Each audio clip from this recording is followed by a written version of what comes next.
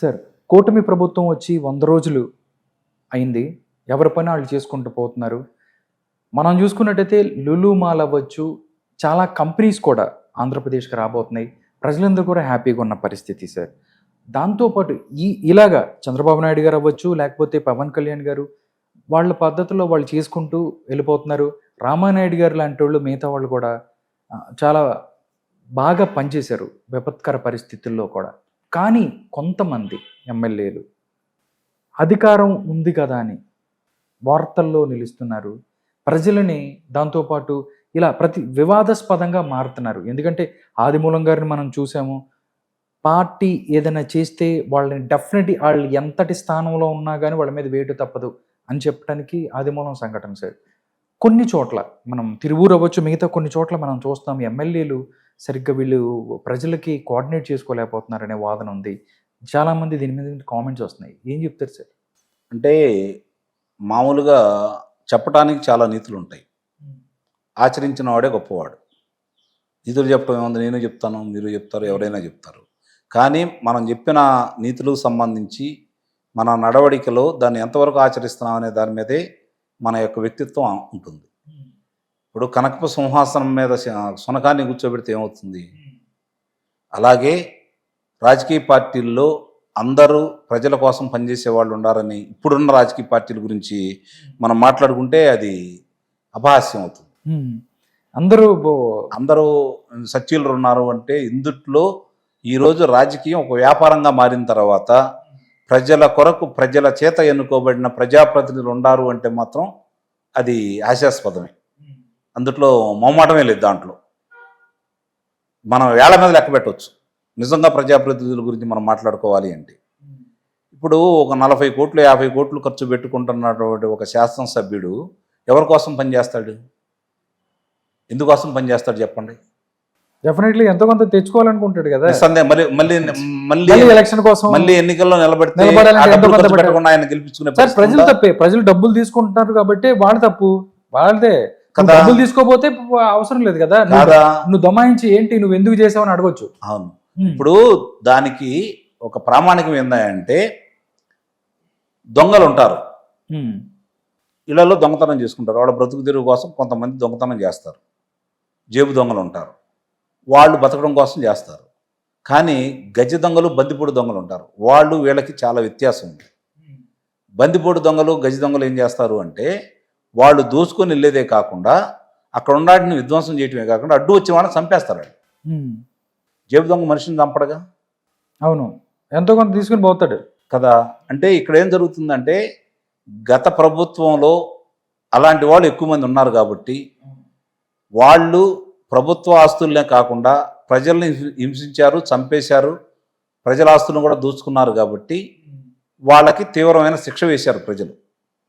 మొన్న జరిగిన యుద్ధంలో చంద్రబాబు నాయుడు, జగన్మోహన్ రెడ్డి వీళ్ళిద్దరికి సంబంధించిన యుద్ధంలో జరిగిన దాంట్లో ఏ కూటమి వాళ్ళు వచ్చి చంద్రబాబు నాయుడు గారు ఏమంటే నిలబడ్డా వాళ్ళు ఎవరు ఏంటనేది చూసుకోకుండా గుద్దేశారు. అందరూ కలిసి చంద్రబాబు నాయుడు గారు కావాలన్న ఉద్దేశంతో ఓట్లేసి గెలిపించుకున్నారు.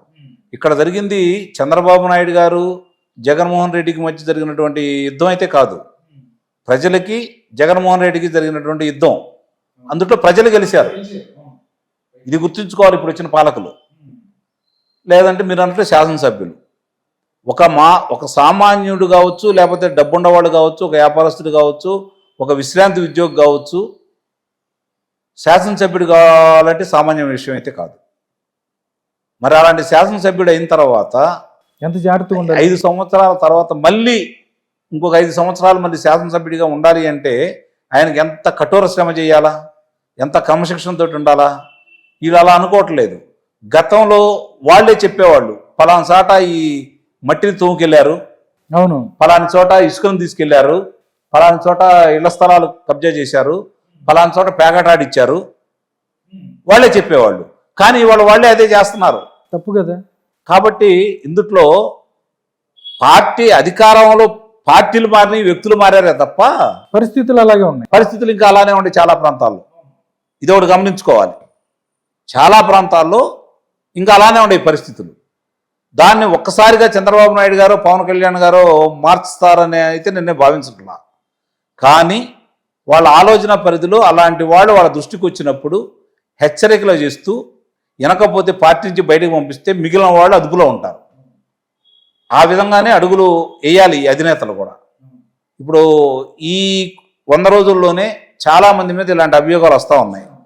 ఒక శాసనసభ్యుడు వెళ్ళి ఇక్కడ ఇసుక అక్రమ రవాణా జరుగుతుందని చెప్పని తాడిపత్రి శాసనసభ్యుడు వెళ్ళి పోలీసుల దగ్గర ధర్నా చేయాల్సిన పరిస్థితి ఏర్పడింది. అవును, అశ్మిత్ రెడ్డి. మరి ఇలాంటి ఉదంతాలన్నీ బయటకు వచ్చిన తర్వాత మనం ఏం ఆలోచించాలి చెప్పండి?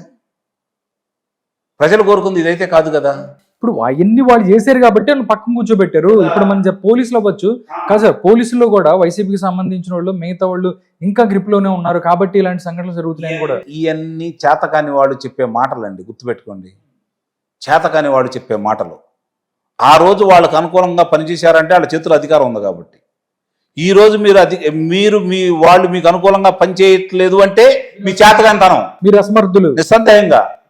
వాళ్ళకు పనిచేసిన వాళ్ళు మీకు ఎందుకు చేయరు? వాళ్ళు చేయబోతే అంటారు, వీళ్ళేమో అంత గట్టిగా చెప్పలేరు. చర్యలు ఉంటాయని భయపెడితే వాళ్ళు చేస్తారు కదా. డెఫినెట్లీ. కాబట్టి ఇక్కడ అధికారుల్ని మనం నిందించాల్సిన పని లేదు. వీళ్ళు చేస్తున్నటువంటి అధికారం వచ్చిన తర్వాత కూడా వాళ్ళ చేసిన పొరపాట్లను ఎత్తి చూపించేసి వాళ్ళకి తగిన శిక్షలు అయిపోబట్టి మిగిలిన వాళ్ళు గతంలో వాళ్ళు చేసినప్పుడు వాళ్ళకి ఏం లేవు కదా, మేము ఎందుకు చేయాలి, ఇట్లా ఉంటే మాకు వచ్చిన నష్టం ఏంటని చెప్పి భావిస్తున్నారు. అది వాళ్ళ తప్ప ఎలా అవుతుంది? చర్యలు ఇప్పుడు కొంతమంది మీద చర్యలు తీసుకున్నారు, ఇంకా తీసుకుంటే దాదాపు 90% మంది చర్యలు తీసుకోవాల్సిన పరిస్థితి. గత ప్రభుత్వం కన్నా మనం చూసుకుంటే అధికారులు వాళ్ళు సహకరించిన విధానం చూసుకుంటే అప్పుడున్న అధికారుల్లో ఇంకా 90% మంది అనుకూలంగానే పనిచేశారు వాళ్ళకి. ఆ రోజు వీళ్ళు చెప్తున్నారు చాలా మంది వాళ్ళ బూట్లు నాకారు, వీళ్ళ బూట్లు నాకారని. ఆ రోజు వాళ్ళ బూట్లు వాళ్ళు తేనేసుకొని నాకినప్పుడు మీ బూట్లు ఎందుకు నాకరాళ్ళు? నిస్సందంగా నవ్వుతారు కదా. నాగించుకోలేకపోతున్నారంటే అది మీ చేతకంతరం. అది అర్థం చేసుకోవాలి. వీళ్ళు కూడా ఏమనుకుంటున్నారంటే కొంతమంది, అందరూ కాకపోయినా దీంట్లో కొంతమంది ఇంకా ఆ దోపిడీకి అలవాటు పడ్డ వాళ్ళందరూ కూడా ఇప్పుడు అధికారం మారిన తర్వాత వచ్చి చేరే వాళ్ళందరూ అధికారం ఏ పార్టీ ఉంటే ఆ పార్టీకి చేరే దొంగలే వస్తారు. అవును, అంతే కదా. అంతే కదా. మరి వాడు వచ్చినప్పుడు దొంగతనాలు చేయక ఇంకేం చేస్తారు వాళ్ళు చెప్పండి? అలాంటి వాళ్ళని 1000 కళతో కనిపెట్టేసి దానివల్ల అంతిమంగా నష్టపోయేది ఎవరు? ప్రభుత్వం దాని ప్రజలు కూడా నష్టపోతారు. ప్రజలు నష్టపోతారు, అంతిమంగా ఈ పార్టీ పెద్దలు నష్టపోతారు. అదే కదా జరిగింది. కంట్రోల్ చేయలేదని అంటారుగా, చేయలేకపోయారు అంటారు.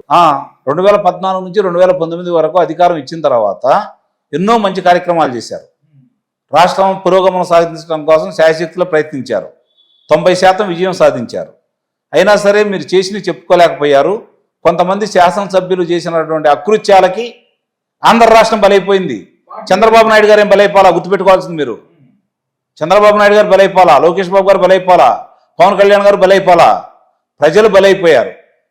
ఒక తరం నిర్వీర్యం అయిపోయింది. ఒక తరం నిర్వీర్యం అయిపోయింది. ఈరోజు రమారమి మనకు వస్తున్న లెక్కల ప్రకారం 3 లక్షల మంది యువతీ యువకులు గంజాయికి, మారక ద్రవ్యాలకి అలవాటు పడ్డారని వస్తున్నామంటే ఎంత సిగ్గుచేటిది. ఎటు వెళ్తున్నాం మనం? మరి ఇప్పుడు కన్ను తెరవాల్సిన అవసరం ఉందా లేదా? దాని మీద దృష్టి పెట్టాల్సిన అవసరం ఉందా లేదా? ఎక్కడి నుంచి వస్తున్నాయి? వాళ్ళు ఏమైనా సృష్టిస్తున్నారా? ఎక్కడి నుంచి వస్తుందా గంజాయి? ఎలా వస్తున్నాయి మారక ద్రవ్యాలు? అధికారుల సహాయం లేకుండా, లేకపోతే పరిపాలన చేసే పెద్దల సహకారం లేకుండా, పోలీసుల సహకారం లేకుండా ప్రజల దగ్గరికి వెళ్ళగలుగుతాయా అవి? దాన్ని అరికట్టాలి. ఇసుక ఉండొచ్చు, మట్టి ఉండొచ్చు, లేకపోతే ఈరోజు గనులు కావచ్చు. దాని మీద దృష్టి పెట్టారు. మాకెందుకు వాటాలు ఇవ్వరు మీరు? నాకు తెలుసు ఒక 10-12 ఉదంతాలు ఉన్నాయి. 10-12 మంది శాసనసభ్యుల మీద వస్తుందో నాకు సమాచారం. అవును, అందరు కూడా అవును వీటి మీద. ఇలా అయితే దాన్ని వదిలేస్తే నిజంగా ప్రజల్లో ఏమనుకుంటారు? వాళ్ళు సరిగ్గా చేయట్లేదని వీళ్ళకి ఇస్తే, ముఖ్యమంత్రి కార్యాలయం విచారణ జరిపి క్లీన్ చిట్ ఇస్తే స్థానిక శాసనసభ్యుడి వల్ల ఇంకా కొంతమందికి అనుమతులు రాని గనులు ఉన్నాయి. నేను చెప్తున్నాను, నాకు తెలుసు. అక్కడ ఉన్నటువంటి కలెక్టర్ గారు కావచ్చు, లేకపోతే అధికారులు కావచ్చు, ఆ శాసనసభ్యుడు పోరు పడలేక ఏం చేయాలో అర్థం కాక ముఖ్యమంత్రి కార్యాలయం అనుమతులు ఇచ్చినా కూడా ఇక్కడ పనులు జరగట్లేదు. దానివల్ల నష్టపోతుంది ఎవరు? ఎంతమంది కార్మికులు నష్టపోతూ ఉంటారు? ఈ దోపిడీకి అంతు పొంతు లేదా? ఈ రాజకీయ దోపిడీకి, ఈ అధికారుల దోపిడీకి సామాన్యులే కదా బలైపోతా ఉంది. ఏమవుతుందండి? వాళ్ళకి ఏమవుతుంది? వాళ్ళు ఆగారనుకోండి, ఆ నష్టం పూడ్చుకోవడానికి వాళ్ళు అధిక ధరలకు అమ్ముకుంటారు. అయిపోద్ది. ప్రజల మీదే కదా భారం పడేది మనమే కదా దాని మీద దీని మీద ఉప్పు మీద పప్పు మీద వేసేస్తారు కదా. కాబట్టి అంతిమంగా నష్టపోయేది ఎవరు? ప్రజలే కదా. కాబట్టి ప్రజలు కూడా ఆలోచించుకోవాలి. గుడ్డిగా చాలామంది అనర్హులు ఎన్నికల్లో పోటీ చేస్తుంటే పార్టీ పెద్దలను చూసి వాళ్ళని గెలిపించొద్దు.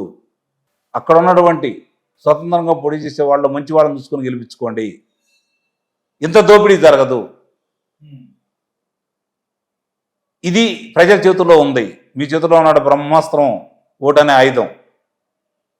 అప్పుడు ప్రతి పార్టీ పెద్దలకు కూడా ఒకసారి తలకంటి, అవును కదా ఫలానా వ్యక్తిని నిలబెడితే ప్రజలు ఓడించారు కదా, అక్కడ అధికార పార్టీని ఓడించారు, అధికార పార్టీ అన్యాయాలను ఓడించారు, మొన్న కూడా ఓడించారు, మనకలి మొగ్గలేదు, వాళ్ళు నిజాయితీ కలి మొగ్గారు అని చెప్పి వీళ్ళు ఒళ్ళు దగ్గర పెట్టుకొని నిజమైన కార్యకర్తల్ని, నిజమైన ప్రజాసేవకుల్ని, ప్రజాప్రతినిధులకు అప్పుడు నిలబెడతారు.